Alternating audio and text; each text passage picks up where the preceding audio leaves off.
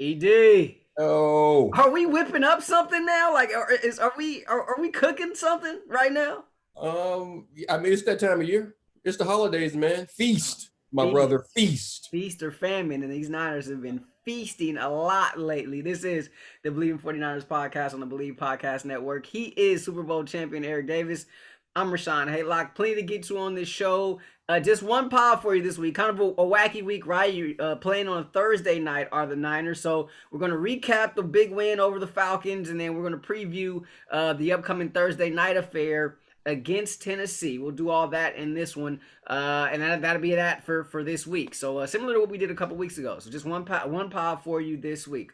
As always, we want to encourage you to get involved in the show. You can hit us up on social media. I'm at Haylock on Twitter. He is at _Eric Davis _ and on Instagram, I am at Watch Ray Ray. He is at Eric Davis ______. That's 4. Also, feel free to download, subscribe, rate, review. We're located wherever you find your podcast. If there's a like or a follow button on your particular podcast subscription service, go ahead, hit that like or follow button. As always, we are presented by the fine folks over at Bet Online. Look, 2021 as a year is winding down, right? But the sports world is continuing to keep kicking despite all the adversity that we've seen over the course of the last week or so.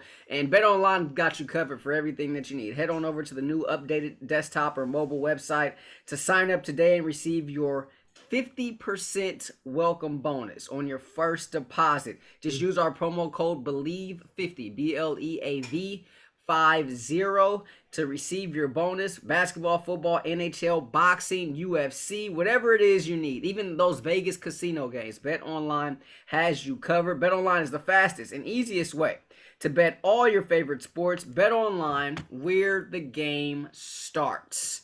He is Super Bowl champion Eric Davis. I'm Rahshaun Haylock. ED, we got game balls. We got game balls. We have a game, but you go. I'm gonna let you do the honors. I so Mhm. man, I want to give up. I want to give out a whole lot of them. You know what I mean? Like that's just the mood that I'm in the giving mood. Ed. I just want to just throw them out throughout the whole locker room. But I'll condense mine, Okay. and I will say I'll just go. I'll go D'Amico. I'll go D'Amico Ryans. We'll give a game ball to the DC. I think what the defense did was, look, you get two stands inside. I mean, you're talking about first and goal inside Uh-huh. the 2 twice and don't give up any points neither time. I think that's cause for applause.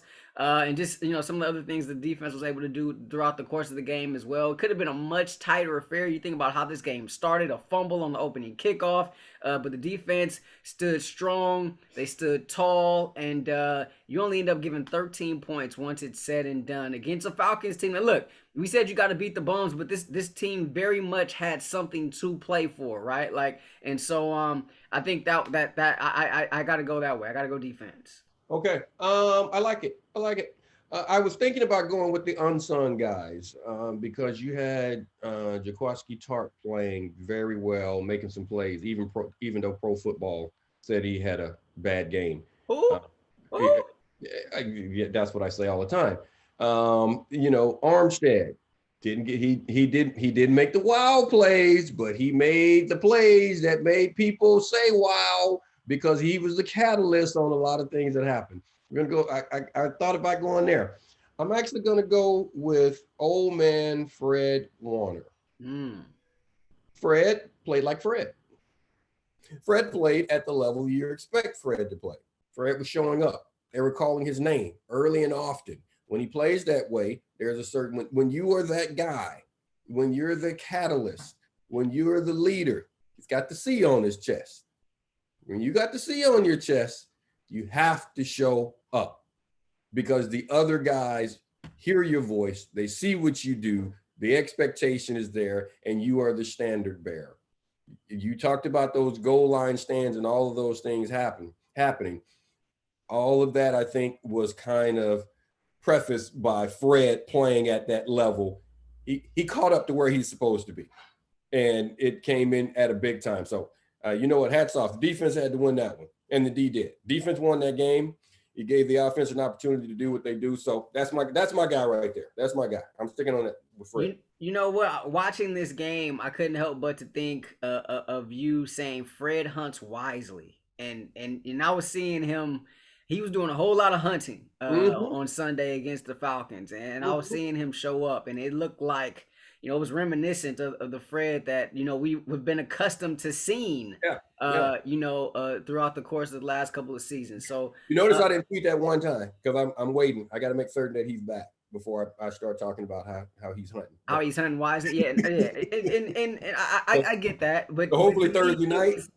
Yeah. it was refreshing. It was refreshing to see Yeah. that. But a lot of bright spots in this one. I mean, you switched over to the offense side of the ball. Obviously, Debo was doing Debo things. BA showed out. Look, you know how much I love Jeff Wilson, right? Yeah. Jeff Wilson Jr. And I've been get this man the ball, give him the ball, give him the ball, and he's filled in more than admirably Yeah. since Elijah Mitchell has gone down. 100-yard performance for Jeff. I think he is playing. Look, I like the guy. I like what he brings to the table. I think he's a phenomenal fit for what Kyle and this offense want to do, running the football.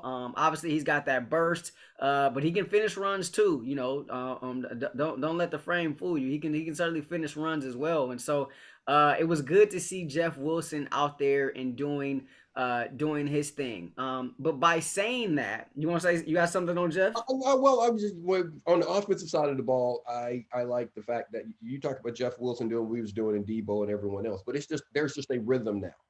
It's obvious. Formula. It's obvious that Kyle has settled in, and that's the thing. I still get the questions: who should be quarterbacking? Who should be doing this and all this stuff? We started off the year, both of us, saying, "Let the rook sit. Don't even put him on the field. Stop with all that nonsense." And because you have something in place that you already know wins, don't mess with it. Kyle kept trying to tinker with it and figure things out. I think he finally figured out that's not going to work because Five's not ready yet. Not that Kyle can't coach, because that's been the misnomer here. I think where everyone's like, Kyle can't coach. Kyle doesn't know what he's doing. His play calling is all of this. No, he was trying to to serve two masters there. And They do that. The guy got to get him in position. I think now he has a plan, and that plan is built around the strength of Jimmy Garoppolo.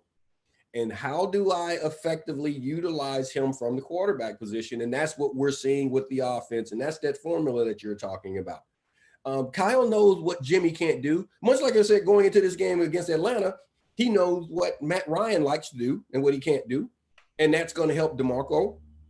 I always go DeMarco Farr. It's going to help DeMeco Ryans, not DeMarco Farr. DeMarco, I like you, but I don't want to help you because you're a Rams guy. But I do like DeMarco a lot. Good dude. He's a good dude. I like DeMarco too. He's a good dude, but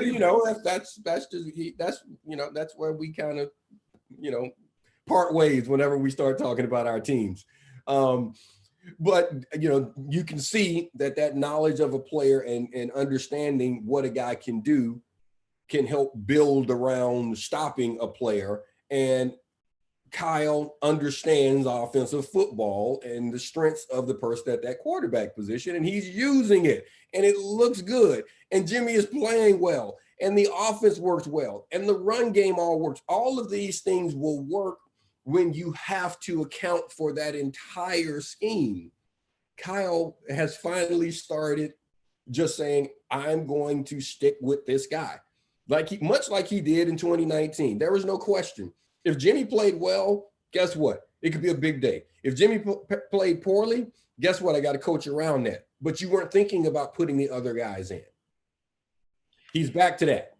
So it was, I guess it was perceived. Matt Mayoko, who we've had on the pod before, he talked about how in trying to do that, Kyle was he was more frustrating himself in terms of like trying to come up with two different game plans, right? One for Trey, one for Jimmy, he was doing himself more of a disservice than he was helping Trey or that he was helping the team, so to speak. And so that was part of the reason why he sort of went away from all of that after No, after the bye week. no, I don't think so. You don't buy that? I think he went away from it because you remember a long time ago I said I need to know if Jimmy is a guy that's going to be. Let me just put it this way. Let me just stop. I said, is Jimmy an in spite of guy? Remember that? I remember that. I was saying, guess what Kyle found out? That Jimmy is an in spite of guy. That he is or he isn't? That he is. He is. That he is. Jimmy showed me, he has shown me, and I believe and that's why Kyle has sort of gone in the direction that he's going. I don't think Kyle was frustrating himself. Coaches, remember I told you, coaches are all paranoid because of that what if. They all think about all of these things. That's what head coaches do. That's who they are. And then especially offensive guys, they all think, well, just coaches in general, they all think they're smarter than the next coach. That's how they are. It's that alpha mentality that you have at a head coaching position. And especially now you got the head coach who's the play caller, who's the offensive designer. So he thinks he's got all the answers. I don't think he was frustrating himself trying to do two things. I think he realized that this one guy is not ready. As much as he wants him to be ready, you can't make a guy ready. You can throw him out there like Ambry and all these guys, but that doesn't make him ready. But now back to what I was saying with Jimmy, quickly, Jimmy showed him that regardless of what it is you're doing, regardless of how you're trying to put him in, regardless of, I am not going to let it affect me. You start running the plays I can run, I'll execute. You want to take me out, I'll come out. I'm not going to say anything bad. I'm not going to do anything. I'm not going to show any frustration. Of course he was frustrated. Didn't show it. Didn't say it. He just played. And guess what? You got to come back to me because I'm the best you got. He did it in spite of. Here's the direct quote from the article. Shanahan soon determined utilizing two quarterbacks created more issues for him as the play caller than it did for opposing defenses. There was also something else that came out Monday and that I found interesting. And you let me know if this is shade or if I'm in my feels or not. But Kyle saying Jimmy hasn't been much different to me all year. I think we've gotten better around him throughout the year. I think we've gotten more continuity on the offense. Is that shade thrown towards Jimmy and No. this run that he's been on? No, actually said Jimmy's been playing to see that a shade at all. Oh, you're back. You're there back. We go. All right. Did you hear any of that I just said? Or did the people just hear it? You didn't hear it? I didn't hear none of that. Okay, well, I'll say it again. Yeah. So people, if you've already heard this, just know. I don't think it was shade. We got to tell Rahshaun he was gone for a second. I was gone for but I don't see that as shade. I see that as a compliment. I see him saying that Jimmy is not doing anything special right now. Everyone's saying that he's playing at this high level. He was capable of doing the same thing. I don't see anything different out of him. We've just gained more continuity and consistency around him. And maybe Kyle means him by his play calling, himself included, that now all of a sudden everyone is catching up and playing around him the way they should be playing. So that's the result that you see at the quarterback position. I don't see it as shade.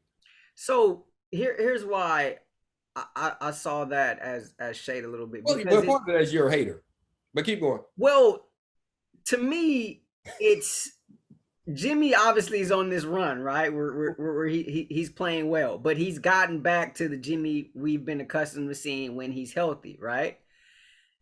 Everything that was going on in the beginning of the season, I don't know that was so much of a direct reflection on Jimmy as much as it was on the play caller. And so I think this was a moment. This was like a look in the mirror type moment for Kyle. Yes. Like I don't even think it's so much the guys around him necessarily playing. They're playing better as a result of the play caller and guys being put now in situations where they can be Uh-huh. successful, right? Uh-huh. Mm-hmm. But instead of saying that, instead of saying like I screwed it up, I wasn't putting these guys in position to be successful. He's saying like, oh, the guys around him got better, or Jimmy's not doing anything too great, and I think this is deflecting from his part in this whole thing, and from him taking ownership and what we saw from the 3-5 start. Okay, I don't disagree, but that's what I said. That's no shade on he's not. I don't think he's throwing shade on Jimmy. Like I said, and he really said Jimmy's been performing. We're just performing around him, and that threw it in there, myself included. But this is the thing about the NFL. You don't say it's your fault. If you say it's your fault, guess what happens if you say it's your fault enough time? If you say it's your fault enough times, people start to believe it's your fault.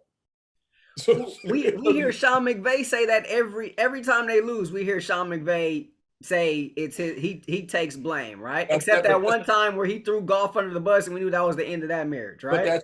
But that's why he doesn't mean it. See, because he says it every single time. He doesn't mean it. And then, you know what? When it's time for him to say it's my fault, he throws a guy under the bus. So, Sean, that's just coach speak. So we lost, and I'm going to get up here. So I'm not going to get on my players. I'm not going to say anything. This is my fault. That's just part of his routine. That's just part of what I'm going to say. That's like him stepping out there saying, hey, people, what's up? He's going to say, hey, man, it was my fault. So let me say, so that's the other aspect. But you can't continuously throw your guys under the bus, right? I mean, Urban Meyer was throwing his guys under the bus every week. But you don't have to throw your guys under the bus. And that's what I'm saying. I don't think in any way that Kyle throw anyone under the bus. But what I'm getting back there saying is that when something is going on, just like Sean McVay, because I know that sounds contradictory as what I just said. You can't say it's your fault. Sean McVay when he'll go in and he gives that basic, everything has to be better starting with me. He gives you that basic thing. I got to be a better play caller. I got to be. He doesn't go out and say, okay, I screwed this up. And that's what I'm saying right there as far as Kyle. You're not going to go out there and say, it's my fault. I screwed that up. Just like a player's not going to get out there and say, it's my fault. I screwed that up. Because if you keep saying it, you can. If you say it enough times, trust me, the organization will believe that it's your fault and they will move on from you. So guys aren't going to do that. I'll let you tell me where I screwed up because I know where I screwed up. My teammates know. I know individually. My coaches know, just like I know when a coach is setting me up for failure. And I'm not going to go there and call out that coach either. I'll see what he has to say about it. Now, don't you blame it on me when we both know it's your fault. But I don't expect you to go and put the gun to your head. I don't. I want to see, but because that's just a part of understanding how to deal with the press. So as far as what Kyle said, I think Kyle was trying to give a compliment to Jimmy on the way he's handled everything this season. He actually tried to say that everything negative that's happened towards his offense wasn't Jimmy's fault. If you really listen to the coach speak, he said everything that's been happening to the offense earlier, it wasn't Jimmy's fault. Things have gotten better around him. And Jimmy's doing and playing at the level that's pretty close to the way he's always been playing. So if you listen to that, he is saying within there, I didn't do the play calling job. I'm putting people in better positions. Things are working better. That is all because of the puppet master. But I'm not gonna go out there and say that I screwed up. That gets you fired, bro.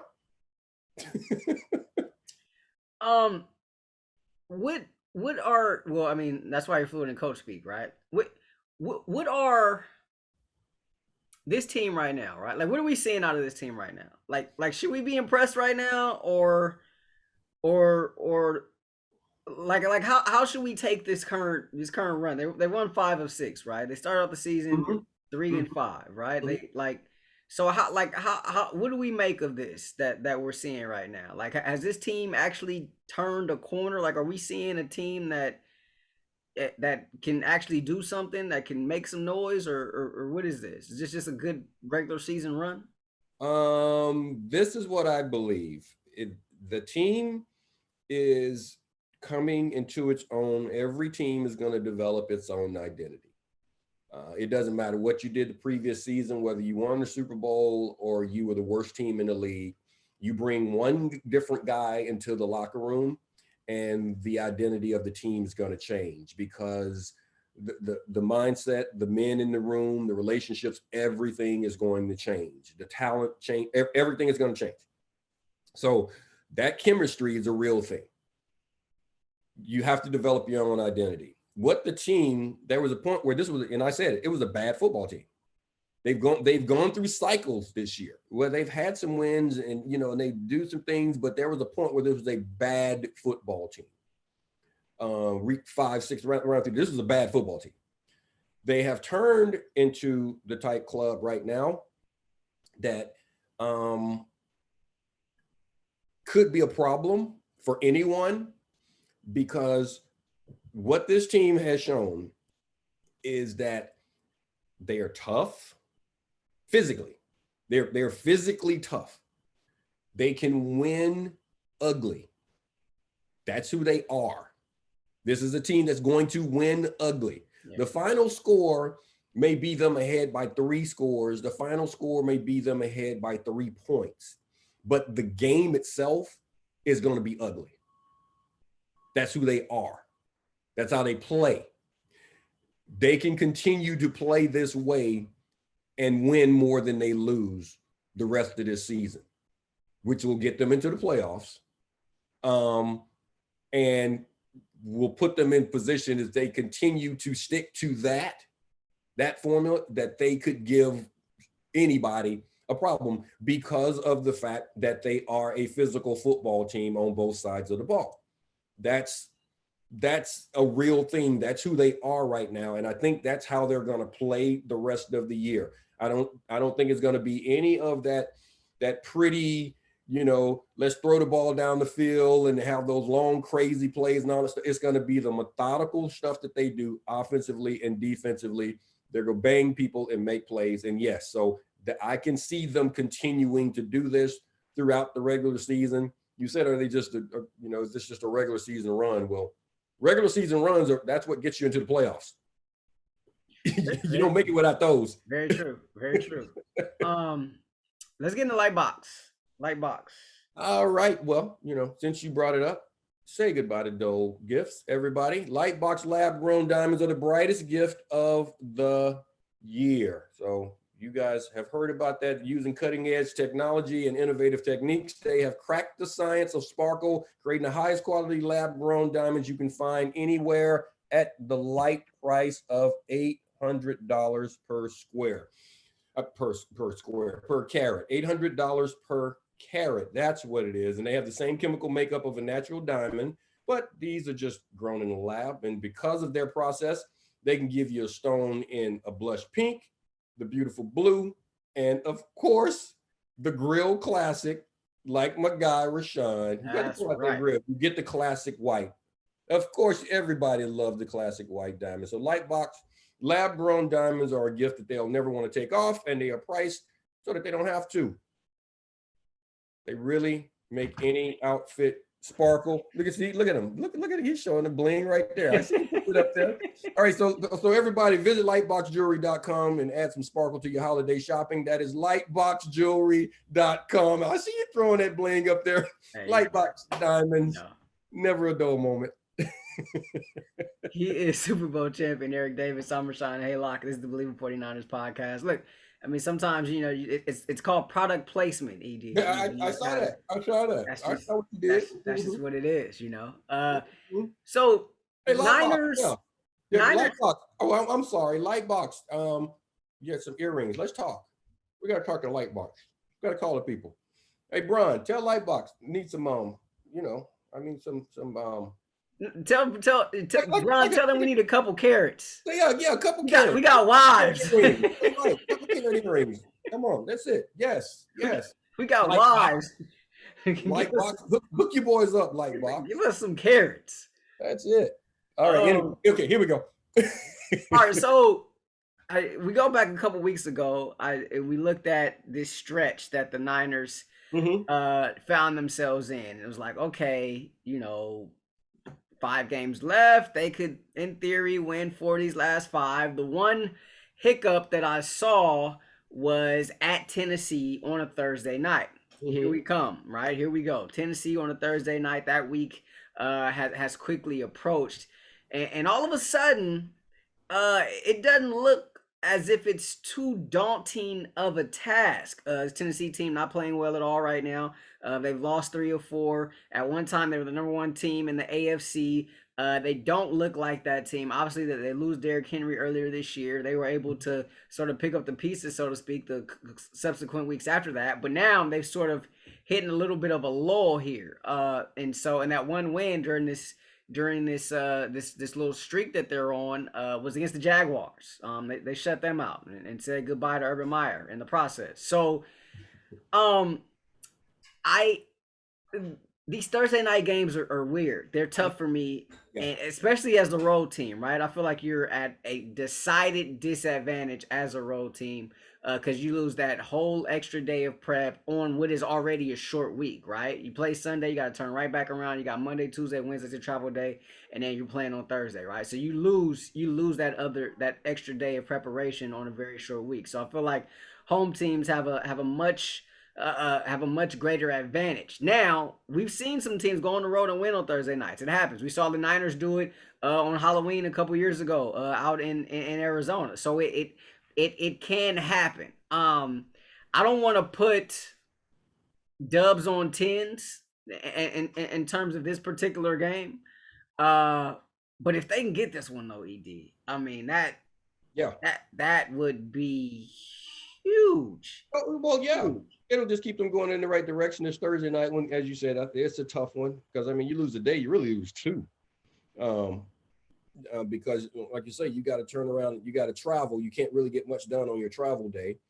You have to get there, so you really just get like 2 days on the field to try to get things done. And what people have to realize is why is that a big deal? It's because guys take in information differently. There are some guys that can watch the film and that's all they need to do. So the not being on the field and being on the plane, you can watch all of that on your computer. You can see all this stuff. And then there are guys who can take it all in that way. Other guys, playbook. They're going to go through their playbook and they're going to look at everything and they're going to look at the X's and O's on paper and they get it. Then there are those guys that have to actually physically put themselves in position and see it and see the angles and see where the bodies are going to be and all those things. And those guys miss out on that short week. And it truly affects the way they play. Now they're professionals. They'll go to get into the swing of things, but it's going to have them a beat slow. And that's why I've always said it makes no sense for you to have to travel that far. If number one, it shouldn't be a divisional game, which I like that they're playing right now, but you shouldn't have to fly across the country. Yeah, I mean, this should be a game where the 49ers are playing. If you're going to do this, they should be playing the Chargers, or they should be playing the Raiders. It should be a game that's not going to affect their division, and you don't have major travel like that, because then at least you get that other day. You get one more. It can help you out a whole lot where you have to fly that far. But that's beside the point. They do have to go play this game. You're playing against a Tennessee club that hasn't been playing their best football lately. The Niners are playing really good ball right now and winning, because as long as you're winning, everything else falls under the category of good ball. You can fix it. This is a very well coached team, and I was concerned about this one early on, but right now you got them in a bad spot. We have seen them go against teams that weren't particularly playing well at the time and find a way to wet the bed. Okay, we've seen them do that. Yeah. This is a very well coached team. We were talking about it before we got on. We were talking about the fact that as far as Belichick's tree goes, Vrabel that's the best piece of fruit that he's ever grown. He's the light box. He's the carrot. That That's he's the fruit. carrot. That's it. You're right. He is sparkling. He is definitely the light box. Dude he is a legitimate X and O guy. He understands personnel. He understands players. He understands how to put those players in position to be effective. That's what you want a head coach to do. He puts his players in position to be effective. He also gets through to the players their strengths and weaknesses so that they understand why they are being put in positions to do certain things. That's a Belichick thing. That's a Parcells things. That's one of those things Pete Carroll got from that tree where it's like, okay, you are good at this. So guess what we're going to do? We're going to put you in position to do what you're really good at. So now I just need you to be good at that. Don't worry about the other things. Be good at that. Vrabel is that guy. So this is a team that I'm sure he is going in letting them know that they play like you. This is a mirror game. Yes. They play like you. They're going to be physical. They're going to play tough football the entire time. They're not afraid to play an ugly football game. They're not going to wimp out just because things are close or that they are a little behind or they are a little ahead. They're not going to get nervous. That's how they play. So this is one of those type games that you got to be prepared for. So hopefully the Seattle debacle stays fresh. You understand that just because the team is not playing well, when they are built like you got to be ready.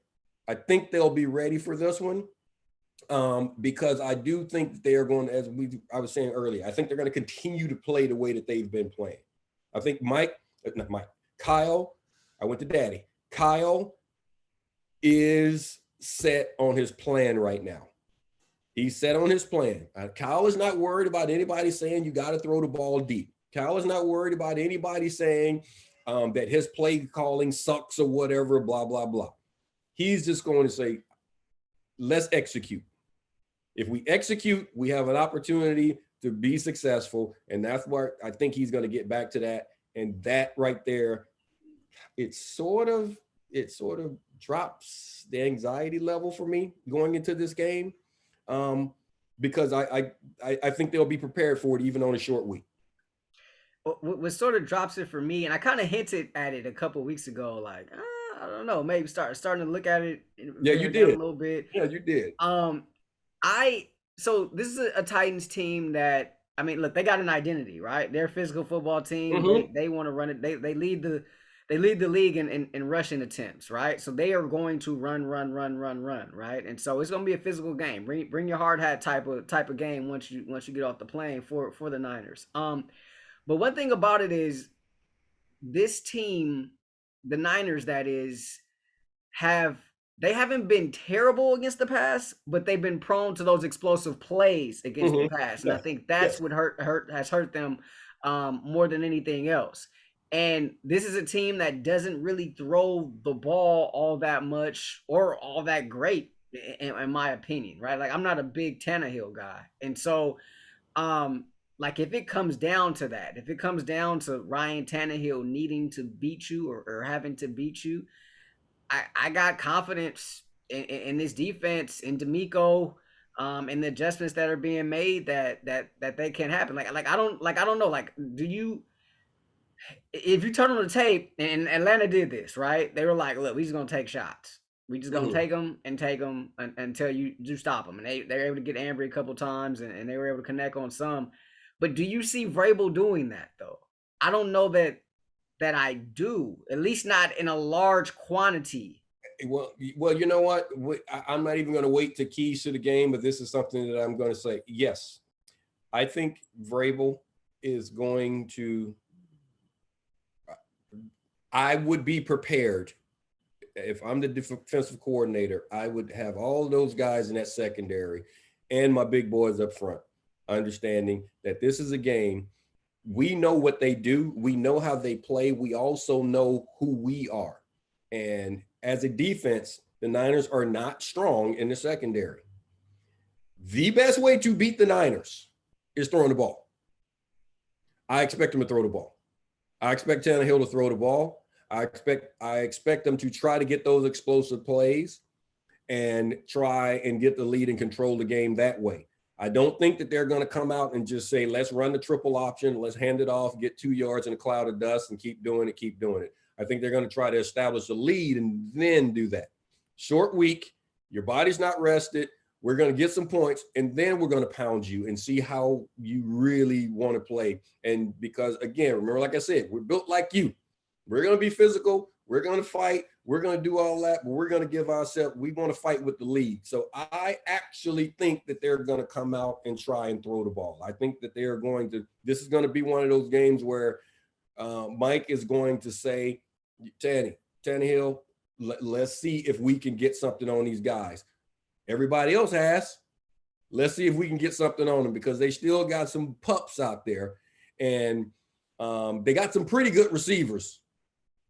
No, they got some dudes at receiver. They got some dudes at the receiver in Tennessee. They do. You don't see them a lot, out here, you don't see them a lot, Niners fans, but they got some dudes at the wide receiver position. So you got to pay attention to that. We'll see. Yeah.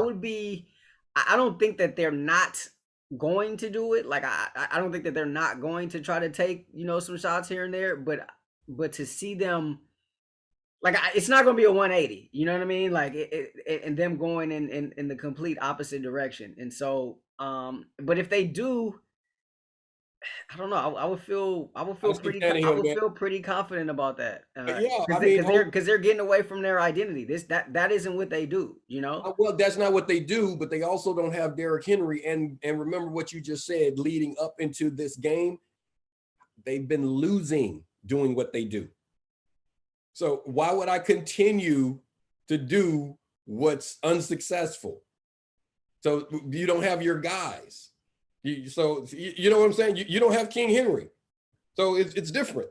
You got to switch. You got to change things up when you lose that player that you've built around. No different than Shanahan.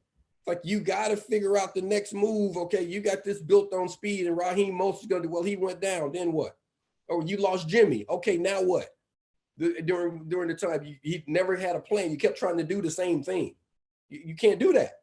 You can't do that because there's a difference between this X, this O, and the next X and the next O. It is not next man up.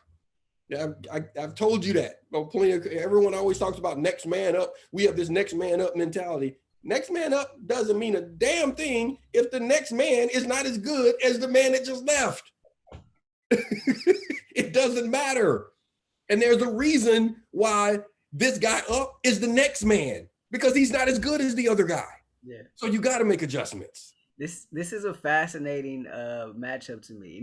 These two teams nearly met in the Super Bowl a couple years ago. But this is fascinating. This is a fascinating matchup to me. And as the season has progressed, it's started to trend more and more, in my opinion, in the favor of the Niners. But we shall see. Let's complete your keys. ED's keys. Niners and the Titans, Thursday Night Football, NFL Network exclusive. I think also Amazon Prime as well. But cannot see it over the air. On Thursday night. But let's continue your keys, Ed. Well, we just talked about, I do believe that they're going to throw the ball, but even with that being the case, this is still a physical football team. A team shows its physical aspect on offense by running the ball. They are going to run the ball. We know that, which goes back to tackling. You're going to have short week. I'm going to make you tackle. I'm going to make the corners tackle. I'm going to make you get your shoulders sore. So be prepared for that. That is something that they're going to have to do this game. This is a big team. This is a big team. So that's going to be a very, very important part of it. Offensively, just keep doing what you're doing. I think they're settled in on offense. And as long as Kyle continues to stick to the plan, they're going to be able to sustain drives. Even when he was trying to figure things out, you were moving the ball. But now you're starting to close the deal, and they're scoring points. So just continue to do what you're doing. So be prepared for be prepared to get balls out of the air offensively. I don't know if D'Amico's going to go that cover 2 again, if he's going to trust his guys to put him in more space. But the young guys, I'm okay. I keep getting asked about it. The young guys are fighting. They got to grow. They got to learn. I mean, I even think about Ambry Thomas this last game. You know what? You got a ball ripped off the top of your head. You were in position. You're going to learn to make that play. You're going to get yourself in position because right now you got right now he's hoping. He truly believes he can make a play. And that's what these young corners are. And this is where you are as a young player. He truly believes he belongs. He hopes that he makes the play. He's got to, what's going to happen as he continues to work, all of these young guys, that hope is going to transfer over to wishing. And by that, I mean, right now, he hopes he gets it done. Pretty soon, he's going to be out there. I wish an MF would throw the ball my way. I wish you come here. I got something for you.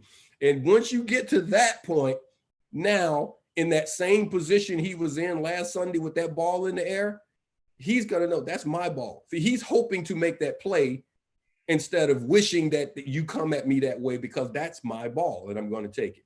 So those guys are going to get tested. Let's see how they're going to play them, but tackle the ball whenever you get the opportunity and allow your offense to do what they've been doing. On the way to just doing those things, you're going to get the tip balls, you're going to get the turnovers, and that's how you take care of that short week. Those are ED's keys here on the Bleeding 49ers podcast.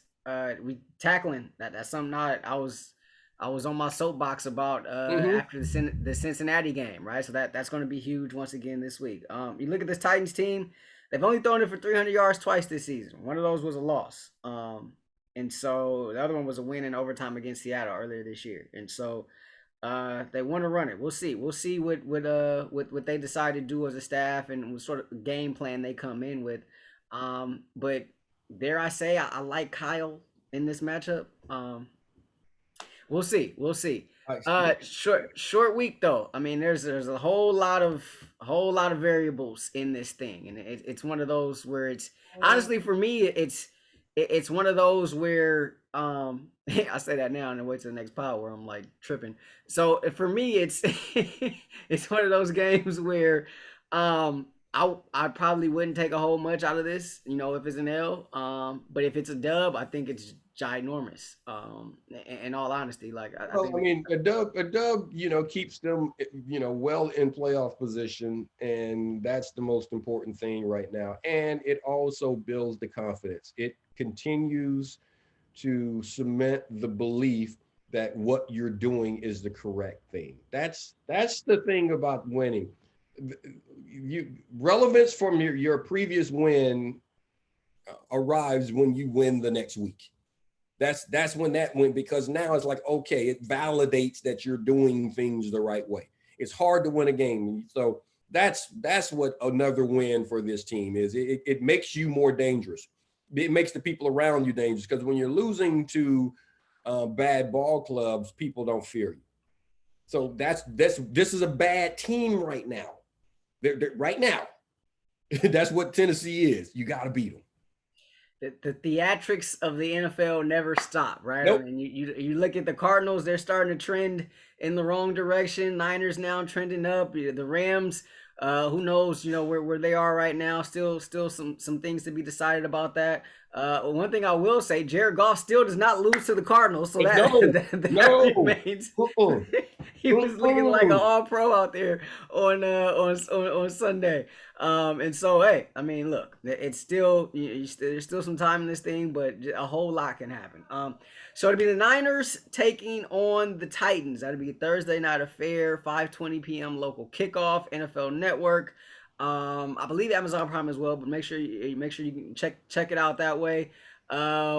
We wish you all a very Merry Christmas. Enjoy time with your family. Enjoy some football and family time and all that. Merry Christmas to you too, my man, ED. You and the fam, man. Same to you, man. Same to you. Absolutely. So Niners Titans. We'll be back to break that down next week. For my partner, Super Bowl champion Eric Davis, I'm Rahshaun Haylock. This has been the Believe in 49ers podcast on the Believe Podcast Network. We will see y'all next week. Peace.